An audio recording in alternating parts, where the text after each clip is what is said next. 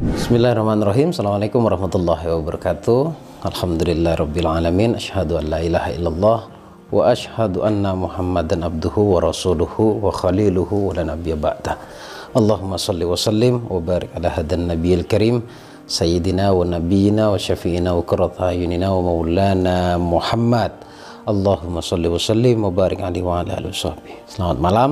Video baru lagi kita. Video kali ini akan membahas tentang bagaimana caranya melunasi hutang lewat jalur langit, yaitu bagian batin kita yang terkoneksi pada alam dan terkoneksi pada energi keilahian. Saya akan berikan cara-cara urutnya yang insya Allah kalau kamu praktekkan, saya yakin banget kemudahan demi kemudahan akan datang kepada kamu. Solusi juga akan Allah berikan untuk melunasi hutang. Nah, sebelum saya lanjut materinya, simak dulu video. Halo teman-teman semuanya, perkenalkan nama saya Bagus Baraja. Saya adalah seorang praktisi spiritual mind programming yang memprogram pikiran bawah sadar manusia pada umumnya menjadi manusia yang berlimpah, ajaib, serta beruntung. Saya melihat banyaknya permasalahan yang dialami oleh kebanyakan orang, atau mungkin kamu juga merasakannya, hutang tak kunjung selesai sampai detik ini dan sudah menghalalkan segala cara. Kemudian juga hidup rumah tangganya tidak harmonis, serta ada juga orang yang merasa sudah punya amalan yang baik tetapi sampai detik ini tidak membawa dampak yang baik dalam kehidupannya. Sebenarnya masalahnya di mana? Itu yang menjadi pertanyaan kamu, kan? Untuk itu saya akan membantu kamu untuk menjawab semua pertanyaan kamu dan merubah apa yang sudah ada dalam batinmu menjadi manusia yang lebih beruntung, ajaib, serta berlimpah. Maka hadiri acara yang saya adakan, yaitu Spiritual Abundance Bootcamp 3 hari 2 malam bersama saya, tepatnya di Yogyakarta, di Kaliurang. Dalam durasi yang sudah ditentukan, saya akan bantu kamu secara totalitas untuk memprogram pikiran bawah sadar kamu benar-benar menemukan jawaban atas pertanyaan kamu selama ini. Salah satunya adalah bagaimana caranya menjadi manusia yang ajaib serta bisa memaksimalkan potensi dalam diri yang Allah berikan di dalam diri kita, yaitu hati kita, batin kita, atau jiwa kita. Segera hadiri, dan untuk pendaftarannya segera langsung hubungi nomor telepon yang tertera di layar monitor. Saya Bagus Baraja, sampai ketemu di acara yang saya adakan. Halo teman-teman pecinta channel Gus Baraja, kembali saya adakan Sekolah Rahasia Keajaiban Doa yang pernah saya adakan di tahun 2022 dan alhamdulillah sangat membawa dampak yang sangat luar biasa untuk seluruh pesertanya. Dan pada kesempatan kali ini juga saya mengajak kamu, tepatnya di tahun 2023, kembali saya adakan Sekolah Rahasia Keajaiban Doa atau kelas dengan durasi 1 tahun dan pertemuannya 1 minggu sekali. Jadi segera manfaatkan kesempatan ini buat kamu yang rasa hutangnya nggak selesai-selesai. Kemudian yang kedua, hubungan keluarga nggak harmonis selama ini. Kemudian yang ketiga, yang merasa punya banyak amalan nih yang masih terkendala dan tidak menemukan jawaban atas amalannya. Dan bagi pembisnis juga yang sudah berbisnis, dalam orientasinya bisnisnya harusnya besar tetapi realitanya sampai detik ini juga kadang-kadang malah nggak jalan. Itu sebenarnya disebabkan apa sih? Saya tahu banget rahasianya apa.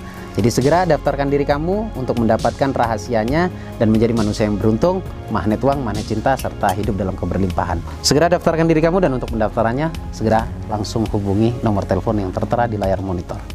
Baik teman-teman, bagaimana caranya melunasi hutang lewat jalur langit, yaitu bagian batin kita yang terkoneksi pada alam dan terkoneksi pada energi keilahian. Ada 5 cara, ya ada 5 cara. Kamu bisa sambil ambil buku dengan pulpen, kamu catat bagian pentingnya, kemudian kamu perbaiki bagian sesuatu yang tidak pas di hati. Kalau misalkan yang saya sampaikan itu ternyata berbeda dengan prinsip hatimu, ya. Ada 5 cara. Dari 5 cara tersebut, kita langsung bahas yang pertama, yaitu menyadari bahwa solusi datangnya dari Allah. Maksudnya begini, selama ini mohon maaf banget, kalau kamu sedang usaha, kamu sedang mencari cara bagaimana caranya melunasi hutangmu, itu kurang tepat teman-teman. Oke, ikhtiar boleh. Ikhtiar itu harus berusaha agar hutang kita itu selesai atau lunas, itu harus, wajib itu.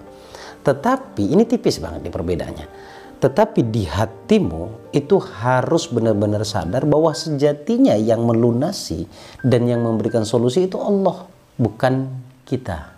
Kebanyakan ketika orang berpikir, saya harus melunasi ini, bagaimana caranya saya bisa melunasi ini, kemudian saat kamu ketemu solusi, nah dengan inilah saya bisa melunasi hutang. Maaf, dari sekian ucapan saya tadi, kalau itu ada dalam hatimu, nggak satu pun mengatakan bahwa Allah yang sebenarnya memiliki peran penting di sini. Ini sangat-sangat berpengaruh, teman-teman. Karena kita hidup di timur, di Indonesia yang sangat kuat dengan dengan spiritualitas. Jadi kalau spiritual atau keyakinan spiritual itu kita singkirkan, maka kita akan hidup dalam kegelisahan. Kalau misalkan kita tidak ketemu dengan solusi, akhirnya endingnya adalah kekecewaan yang ada. Tetapi kalau kita menyadari bahwa solusi itu datangnya dari Allah, rezeki itu datangnya dari Allah, itu akan membuat kita tenang. Kamu mendengarkan saya bicara seperti ini pun sudah membuat kamu tenang. Walaupun akan ada sebagian orang yang drop ketika saya nyuruh coba sadari bahwa solusi itu datangnya dari Allah. Sama seperti sering saya mengatakan bahwa coba ketika butuh uang itu mintanya ke Allah. Asumsi di bawah sadar walaupun itu tidak terucap, Allah nggak punya uang. Ya itu di bawah sadar, teman-teman. Kadang-kadang tidak terasa oleh pikiran sadar. Tidak dirasa, tidak diketahui. Tapi tiba-tiba drop gitu loh. Tapi kalau misalkan kamu butuh uang, kamu punya saudara kaya, itu hope-mu lebih besar itu. Kamu berharapnya lebih besar. Padahal cenderung sangat-sangat mudah kecewa. Tetapi kepada Allah kita nggak akan kecewa. Karena Allah tidak akan membebani manusia di luar batas kemampuannya. Itu yang pertama, sadari dulu ya bahwa solusi itu datangnya dari Allah. Kemudian yang kedua, memperbaiki diri dimulai dari dalam diri. Artinya jiwa, artinya bawah sadar, artinya keyakinan kita. Ini semuanya dipengaruhi oleh belief system. Belief systemnya apa? Dan itu kamu yang tahu. Kalau belief systemnya ternyata hidup semakin sulit, ya itu harus diperbaiki gitu loh.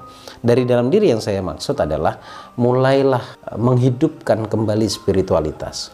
Mulailah membangun hubungan yang baik dengan Allah. Mulailah sadari bahwa selama ini kita menjauh dari Allah dan kita perlu dekat sama Allah. Sadari juga bahwa diri ini sebenarnya banyak kekurangan gitu loh.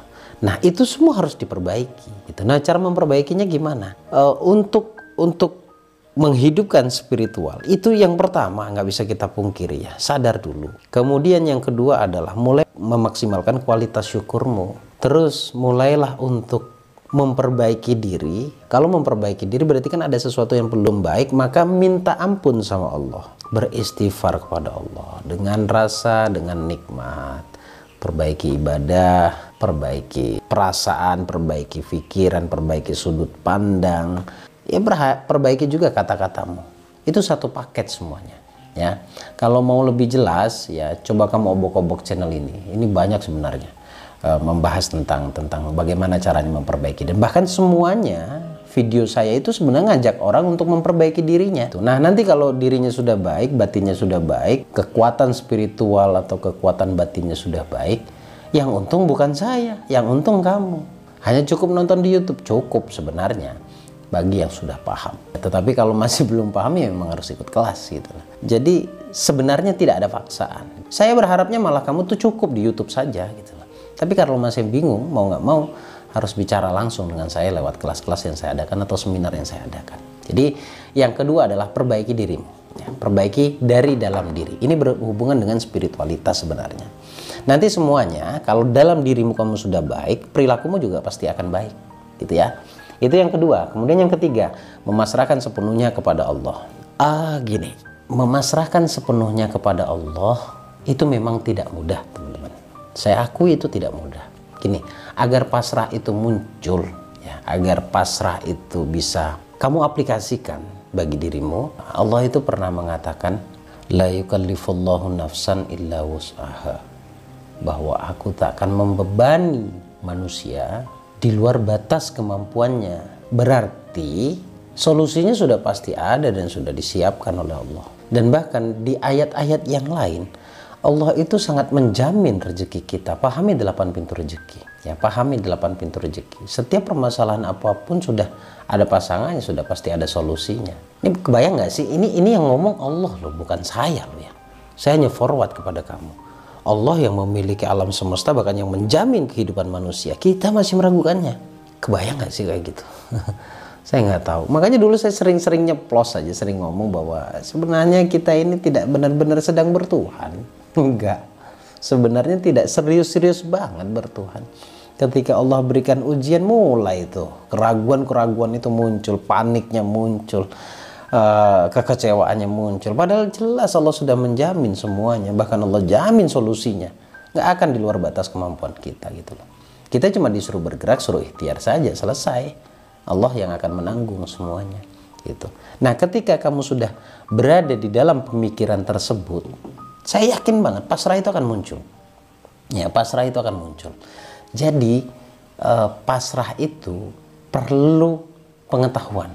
Pasrah itu perlu sarana pendukung agar kita benar-benar memasrahkan sepenuhnya kepada Allah. Dengan cara kamu mengetahui, oh Allah ternyata pernah berjanji, oh ya makanya buka Quran, ya baca-bacalah, baca-baca. Allah tuh pernah menyampaikan apa saja sih kepada kita, gitu lah. Karena ada sebagian yang mengatakan bahwa Al-Quran itu surat cinta dari Allah loh, untuk kita, gitu ya. Nah, jadi yang ketiga adalah pasrah. Yang keempat, karena berhubung kebanyakan orang yang bermasalah dengan hutang itu pasti konsepnya ke riba. Nah, kalau sudah konsepnya ke riba, sekarang kamu sadar ya, ternyata riba itu membawa malapetaka gitu. Ini mohon maaf loh teman-teman ya, saya bukannya nuduh, tetapi banyak banget peserta saya yang bisnisnya, kehidupannya berujung dengan sesuatu yang tidak baik lah. Itu ternyata setelah di cross check ya karena riba. Jadi perlu untuk taubatan nasuha, berjanji untuk tidak mengulanginya, kemudian mohon ampun kepada Allah dengan menyadari bahwa sudah melakukan dosa.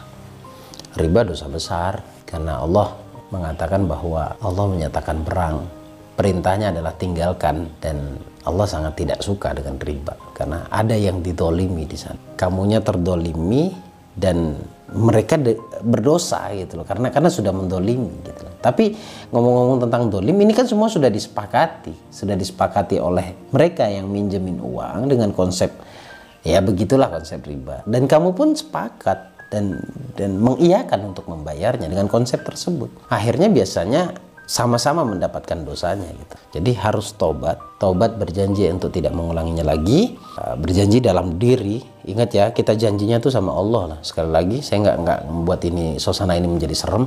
Allah yang punya alam semesta ini, kita berjanji padanya. Kita berjanji sama orang tua aja kalau kita nggak nepatin bahaya gitu, apalagi dengan Allah gitu ya.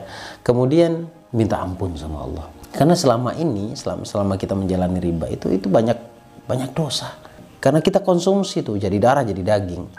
Itulah akhirnya energinya menjadi tidak baik, akhirnya menjadi sumber masalah. Ini mohon maaf nih, kadang mungkin ada yang bakal membantah. Ada kok Gus pengusaha yang sukses dengan konsep riba, pinjam ke bank dan lain-lain. Ya kamu kan nggak kumpul bareng. Kamu kan tidak tahu persis gimana kehidupannya, gimana kebahagiaannya dan gimana masalahnya. Kamu nggak tahu persis. Jadi kita tidak bisa mengklaim bahwa mereka sukses 100%. Nggak bisa. Karena kita tidak kumpul. Makanya kita nggak usah bicara orang. Kita bicara diri kita. Bicara saya, bicara kamu yang dengerin sekarang. Lihat, perhatikan baik-baik.